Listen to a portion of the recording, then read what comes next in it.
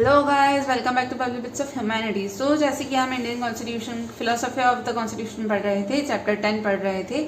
उसके हमने 1, 2, 3, 4 पार्ट कर लिए थे, 7 पॉइंट्स पढ़ रहे थे फिलोसफी के, जिसमें से हमने 1, 2, 3, 4 पार्ट्स कर लिए थे। 5, 6, 7 बचे हैं जो हम आज के वीडियो में कवर करेंगे। फिफ्थ पार्ट क्या है? Universal adult franchise. अब आप ये समझिए, यूनिवर्सल एडल्ट फ्रेंचाइज मतलब क्या? 18+ का हर इंसान, कोई भी कम्युनिटी का, कोई भी जेंडर का, कोई भी कास्ट का, उसके पास हक है for the right to vote. तो अब ये चीज अब ये आप सोचोगे कि 18 साल ही क्यों? तो ये याद रखना कि 18 साल हमेशा से नहीं था। 61st कॉन्स्टिट्यूशनल अमेंडमेंट एक्ट 1989 में ये डिसाइड हुआ कि जो 21 ईयर्स जो एज लिमिट कर रखी थी वोटिंग की, वो हमने 18 कर दी है।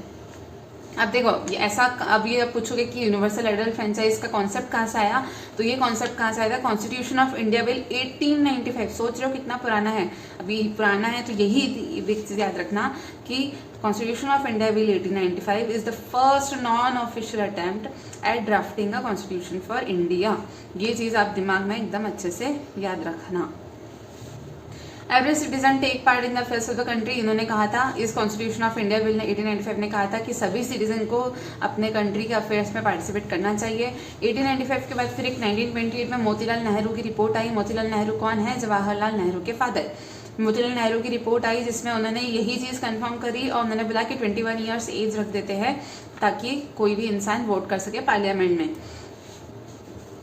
पर अब उसके बाद 21 ईयर्स को रिड्यूस करके हमने 61st कॉन्स्टिट्यूशन अमेंडमेंट एक्ट 1989 से इसकी एज लिमिट 18 तक रिड्यूस कर दी। अब ये भी याद रखना कि जब अपन कॉन्स्टिट्यूशन के सारे प्रोविजंस बना रहे थे, जितने भी प्रोविजंस थे, सिर्फ एक ही प्रोविजन पर लड़ाई नहीं हुई थी, अनडिबेटेबल तरीके से वो पास हुआ था और वो था यूनिवर्सल एडल्ट फ्रेंचाइज। अब हम आते हैं फेडरलिज्म पे। तो फेडरलिज्म अभी हमने पढ़ा कि इसमें पावर बढ़ जाती है सेंटर, स्टेट, लोकल में। हमारा जो कंट्री है वो क्वासी फेडरल है। क्वासी फेडरल मतलब क्या? कि federal states with strong centre. States में अपने स्टेट्स के पास अपनी अपनी पावर है, पर फिर भी सेंटर उनसे ज़्यादा पावरफुल है। सेंटर चाहे तो उनसे कुछ इंस्ट्रक्शंस दे सकता है। तो यहाँ पर वही चीज़ है कि क्वासी फेडरल मतलब क्या? कि यूनिटरी होकर भी हम फेडरल है और फेडरल होकर भी हम यूनिटरी है। 7th पार्ट में आते हैं नेशनल आइडेंटिटी में। तो इसमें हमने यही बोला है कि नेशनल आइडेंटिटी देने के लिए हमने सेपरेट इलेक्टोरेट्स को रिजेक्ट कर दिया है, इस कॉन्सेप्ट को रिजेक्ट कर दिया है जो कम्युनल इलेक्टोरेट्स भी कहते थे।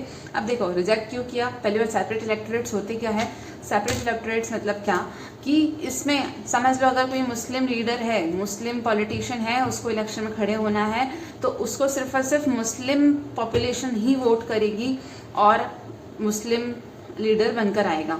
या समझ लो कि अगर कोई सिख लीडर को खड़ा होना है इलेक्शंस में तो सिर्फ और सिर्फ सिख पॉपुलेशन उसको वोट करेगी और उन लोग का वो लीडर बनकर आएगा। इसमें क्या होगा कि सारी कम्युनिटीज बढ़ जाएगी, सेपरेट इलेक्टोरेट्स हो जाएंगे हर कास्ट के, इससे अपनी यूनिटी हैम्पर होगी। इसलिए हमने ये कॉन्सेप्ट रिजेक्ट कर दिया था, क्योंकि हमारा कॉन्सेप्ट क्या था? वन कम्युनिटी में इवॉल्व होना। सरदार पटेल भी यही चाहते थे कि एकदम हमारी वन कम्युनिटी रहे और ट्रू फ्रेटर्निटी। फ्रेटर्निटी मतलब भाईचारा। ये किसका गोल था? डॉक्टर BR अम्बेडकर का। अब देखो भाई, कॉन्स्टिट्यूशन की बुराइयां भी लिखी है, क्रिटिसिजम्स लिखे है कुछ, जैसे कि वेरी लेंदी। अब वेरी लेंदी मतलब इतना बड़ा कॉन्स्टिट्यूशन है, कितना भारी कॉन्स्टिट्यूशन है भाई, ये उन्होंने ऐसी बुराई लिखी है। पर आप ये तो सोचो कि बट कवर्स एवरीथिंग। इतना बड़ा कंट्री भी तो है हमारा, इतने सारे लोग भी तो है हमारे, अगर सभी के लिए कुछ ना कुछ प्रोविजन बनाना है तो ये लेंदी होना जायज़ था। सेकंड पोर्शन क्या है? Borrowed, hence alien to our conditions, sits uneasily with the cultural ethos of Indians. अब इन्होंने क्या बोला कि भाई हमने तो बोरो कर रखा है, इधर उधर से उधार ले लिया है सारे प्रोविजंस, तो ये हमारे इंडिया के लिए तो भाई फिट ही नहीं हो रहा है। ऐसा ये क्रिटिसिज्म कह रही है।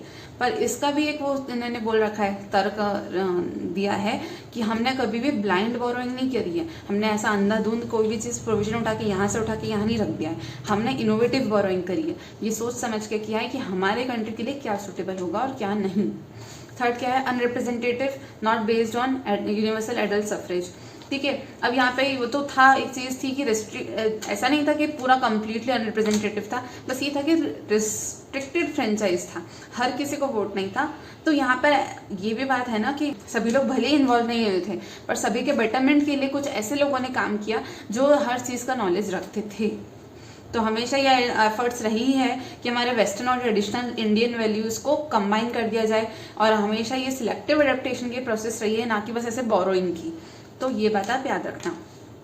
पर फिर भी कुछ लिमिटेशंस है जिसके लिए इनके पास कुछ कहने के लिए नहीं है, जैसे कि इंडियन कॉन्स्टिट्यूशन है centralise the idea of national unity. ठीक है, उन्होंने एकदम सेंट्रलाइज कर दिया कि नेशनल यूनिटी यही एक चीज़ है। सेकंड क्या, it appears to make important issues of gender justice less important particularly within family. अब देखो, जो भी तुम है जेंडर इश्यूज है, तुम ठीक है फेमिनिज्म और ये जो भी चीज़ें चल रही है, ये सब बाहर सोसाइटी में हो रही है, पर विद इन द फैमिली भी होती है। जेंडर डिस्क्रिमिनेशन होता है, पैट्रियार्कल सोसाइटी होती है, तो उसको कैसे डील करेंगे, ये नहीं लिखा है कहीं कॉन्स्टिट्यूशन में। तीसरी चीज क्या, some provisions of DPSP should be made part of fundamental rights. अब देखो डीपीएसपी क्या है, डीपीएसपी में मतलब directive principle of state policy. यहाँ पे अपनी इंडियन कॉन्स्टिट्यूशन कुछ डायरेक्शंस देती है स्टेट को कि भाई तुम ये फॉलो करो for the betterment of the society, पर वो कोई कंपल्जन नहीं है। अगर आप वही की वही प्रोविजंस फंडामेंटल राइट में डाल देते तो वो एनफोर्सिएबल हो जाता, वो लीगली उस पर एक्शंस हो सकते थे अगर आपने उसको इम्प्लीमेंट नहीं किया तो यहाँ पर ये इसकी 3 लिमिटेशंस बताई हैं। इसी के साथ हमारा chapter 10 the philosophy of Indian constitution खत्म होता है।